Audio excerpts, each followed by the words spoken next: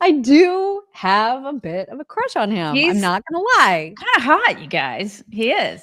Am I gonna have to start saying President of the ukulele? And I'm like, a little hot. I mean, and then of course the left is so mad at anybody who likes him because they think that he's some sort of crazy authoritarian dictator. Psychopath. Yeah. Yeah.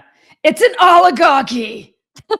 So, sorry, Okay, but whatever. I like the guy. He's kind of hot. And I do like the friendship do between him and Trump. It's really nice. So he Mhm. got to the Oval. Of course, it was filled with reporters. We're going to have plenty of exchanges from Kaitlan Collins. Can never remember if it's Clark or Collins. Kaitlan Collins, because Trump absolutely loathes her and does not hide it at all. And it's hilarious. But we will kick it off with a clip of Bukele talking about how much he wants to help America and help Donald Trump get crime out of our country. Here he is about that. Very eager to help. We know that you have a crime problem, a terrorism problem that you need help with. And we're a small country, but if we can help, we will do it. And we actually turned the murder capital of the world, that was the journalists call it, right? Murder capital of the world, into the safest country in the Western Hemisphere. And, you know, sometimes they say that we imprison thousands. I like to say that we actually liberated millions. So, you know, like, It's very good. Who gave him that line? That's a good line. And in fact, Mr. President, you have 350 million people to liberate. Yeah. But to liberate 350 million people, you have to imprison some. You know, that's the way it works, right? You cannot just, you know, free the criminals and think crime is going to go down magically. You have to imprison them so you can liberate 350 million Americans that are asking for the end of crime and the end of terrorism. And it can be done. I mean, you're doing it already. And I'm sure that people have seen the change in the streets. A long way to go because you're just initiating your second term. But it's clear that, you know, with the numbers at the border, you know, even in Democrat-run cities, they get a help from the work you're doing. So I'm really happy to be here, honored, and eager to help. Compare and contrast this meeting with the meeting he had with Zelensky. I mean, just the clothes alone. Well, people are all like, he's not wearing a tie. Oh my God. Are you guys mad that he's not wearing a tie? I'm not mad. Are you mad? I feel like he looked all right. He filled out that t-shirt pretty well. He looked okay. He looked all right. Don't you guys think he looked okay? I mean, he looked just fine. So, oh my gosh. A lot of their conversation, a lot of the questions from the reporters had to do with that Abrego, whatever his first name is, Abrego Garcia guy that that the press likes to refer to as Maryland man, Abrego Garcia, who in fact is, Abrego Garcia, I think is his name. Yeah. In fact, though, he is El Salvadoran. It's Salvadoran, right? Not Salvadorian. I think it's Salvadoran. That's what I think too. Yeah.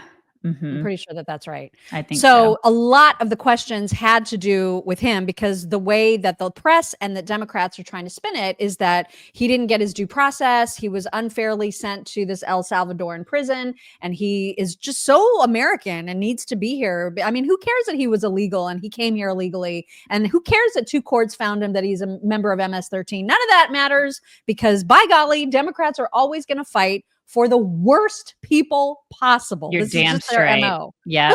Let's fight for the criminals. They are so hell-bent on taking the 20% of every 80-20 issue and defending the worst people. I will never understand this tactic, but this is their tactic. I do not get it. And we're going to talk about we're going to talk about the Garcia case. We've got a lot of folks, including Stephen Miller, Pam Bondi, Marco Rubio, who very, very aggressively addressed that entire issue. But first, I want to just tell you that we're getting ready to plant those azaleas. I know you're probably thinking like, what? How have you not planted them already? Well, the reason is because we've been waiting for service on our yard to blow away all of the leaves and to get everything nice and mowed and clean before we can plant. And so now we're ready. But the fast growing trees, they send their plants in these like containers that they can the whatever they send you can exist for a long time, as long as you water them from time to time. They can exist in a long time before you plant them. So they're very, very well packaged. Anything that you get from fastgrowingtrees.com/chicks, it ships to your door. Everything is well packaged. Everything comes with instructions on how to best care for whatever it is that you've ordered. And so I'm very, very excited to start adding some color to our lawn, and because azaleas, are all the best colors. And if you're interested, now I didn't know this, but you don't need to live in a temperate climate like this one to plant fruit trees inside your house. Okay, like there are some things that you can plant inside your house. You can grow lemons, you can grow avocados, olives, or even fig trees inside your house, you guys. She's so excited about planting things inside of her house. Because I just think that's amazing that you can just like have avocados growing in your kitchen. Pretty cool. Yeah. I mean, cool. You come can on. Do that. That is really cool. That is why you want to cool. visit the largest online nursery. It's got 2 million plus happy customers, including us. And right now you can get 50% off a whole bunch of their plants at fastgrowingtrees.com/chicks. And when you use code CHICKS, you can also get an extra 15% off of your first order. So again, fastgrowingtrees.com/. You should put a lemon one on your back porch. I'm kind of thinking, I don't know why my husband is like so anti fruit trees. He's anti, really? He is? Which I don't understand it at all. I would love to have like an orange tree in the backyard. I mean, I get it. Like you have to be careful of the deer or whatever, but like still, I think that would be super fun to just be able to grow your own fruit, Yeah, you should. Yeah. Why does he have a say? Why does he have a say in this? Well, he does share the house. I mean, just tell him to plant this. All right. Moving back to this whole Bukele visit. So at one point, I mean, Kaitlan Collins, man, she was very joint. Like she wanted to ask all the questions, and Trump just has like almost zero patience for her. So he said he kept calling them low rated. He kept saying that they have no credibility. And ultimately he said, Pam, why don't you handle this question about Abrego Garcia? And so that's what she did. Here she is. Let's hear the question from this very low rated anchor at CNN. Low rated. Which one is it? Well, let me ask Pam, would you answer that question? Mr. President, first and foremost, he was illegally in our country. He had been illegally in our country. And in 2019, two courts, an immigration court and an appellate immigration court, ruled that he was a member of MS-13 and he was illegally in our country. The Supreme Court ruled, President, that if, as El Salvador wants to return him, this is international matters, foreign affairs, if they wanted to return him, we would facilitate it, meaning provide a plane. So that was one member of the administration who took on that question, but there were more. And the press, they got themselves a talking to. And so here is Marco Rubio and Stephen Miller, both with like total mic drop moments. I thought just amazing. Here they are. Sick people. Marco, do you have something to say about Yeah, I mean, Stephen outlined it. I don't understand what the confusion is. This individual is a citizen of El Salvador. He was illegally in the United States and was returned to his country. That's where you deport people, back to their country of origin.